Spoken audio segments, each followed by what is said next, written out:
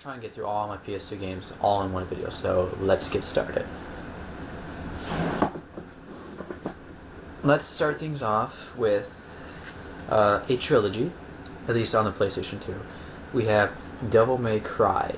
I didn't start the trilogy with this game, but I did get a chance to play it through one of my friends. It's definitely my favorite in the series, and I'm glad I managed to get a copy of it.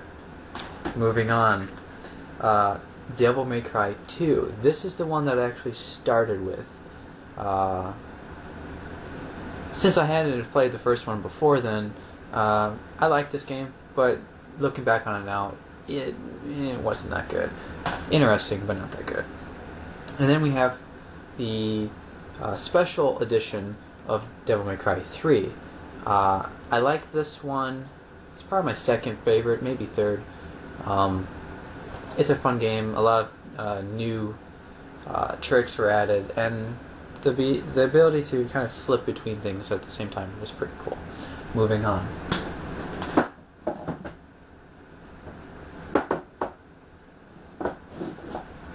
First up, we have Final Fantasy VII, Dirge of Cerberus. Say what you will about the Final Fantasy VII compilation. This game, Japanese aren't known for their shooters. They're not very good, at least from experience. And especially expanding the Final Fantasy VII universe, it can be kind of tricky. This game had good customization of the weapons, and kind of introducing, the whole materia thing into it. Controls were a bit story was weak. But if you could get past the first level, I found that the game was okay at best. Moving on. One of my favorite Final Fantasies, actually my third favorite of all time, is Final Fantasy X. I like this game a lot. I bought this game before I even owned a PS2, and it's an amazing experience. Moving on, we have Final Fantasy X-2. Very reminiscent of Charlie's Angels. I didn't like the way that they did things, but they brought back the level system, and I think it's a little bit better than the Spirit Grid. Overall, an okay story. Then we come to Final Fantasy XII. I absolutely did not like this game. I didn't like the MMO feel of it. I didn't really like the Gambit system, and other than the Mark hunts, once I beat the game, I had no interest in playing it. Looking back now, I can kind of see why it was necessary for them to go with this, with the whole MMO and being able to do away with the world map, but I didn't like it at the time. Moving on, we have Full Metal Alchemist and the Broken Angel. Graphically, it's a little blocky, but I enjoyed this game. If you're a fan of the series, it's cool to be able to use alchemy on objects. And then we have Full Metal Alchemist 2, Curse of the Crimson Elixir. Now, this has gone into a cel-shaded thing with little more anime clips thrown in. And in fact, it also comes with a bonus DVD of the first 2 episodes of the second season. Nice little bonus if you get it. I actually enjoyed, I think, this story better than the first one. But then again, if you're a fan of the series, you're bound to like both games. Moving on, we have God of War. I don't think I need to explain any more on this. If you haven't had a chance to play this game, if you own a PS2, buy it. It's the greatest hits version. If not, if you have a PS3, get the God of War collection. It's been remastered, and it has trophy support if you're into that. Moving on, we have God of War 2. Massively longer than the first game. I don't think it's as good as the first, but I did enjoy it. And like I said, if you don't have a PS2 and you don't own these games and you haven't even played them, get the God of War collection for the PlayStation 3 if you have a PlayStation 3. It's a good way to re-experience the first 2 games in the trilogy. A game I just got not too long ago, Eco. It was an appreciated game in the beginning. It really didn't sell that well, but it is one of those gems on the PS2. You have got to at least play this game once. The whole video game says art, case in point.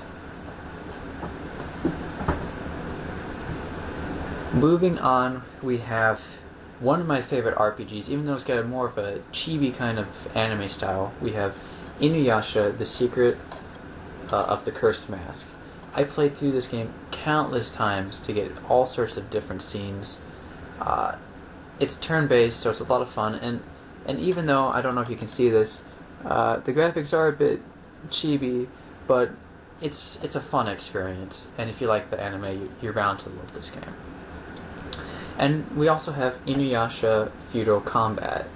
It's a fighting game, so obviously it's, if you like the series, you'll like the fighting game. It's not a very strong fighting game, but it's fun all the same. Moving on, we have Kingdom Hearts. Who knew that Disney and Final Fantasy could go so well together? I love the story.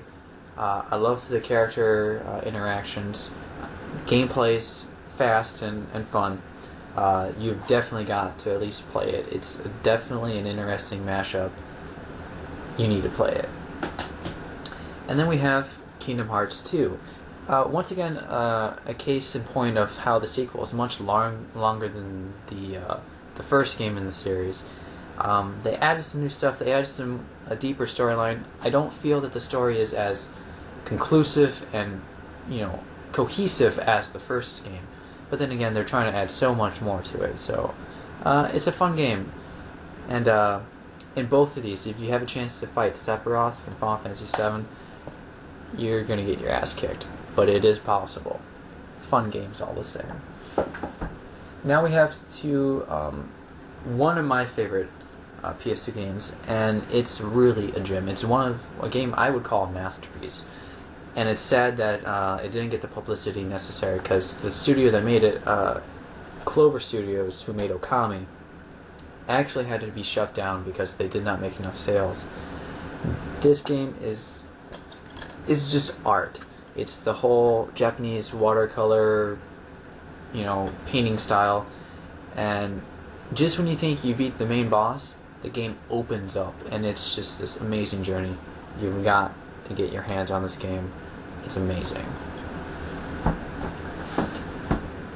Moving on, we have the spiritual successor or prequel to Ico. We have Shadow of the Colossus. Another one of those games that it did slightly better.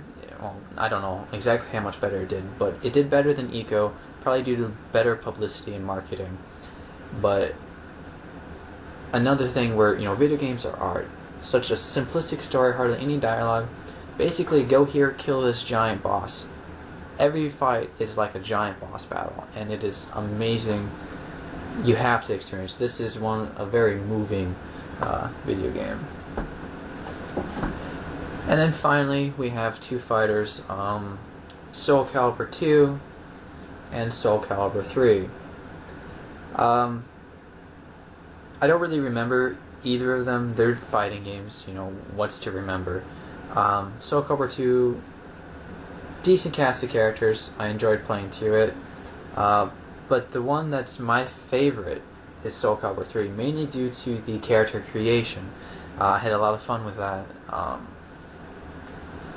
But other than that, that's my PS2 collection.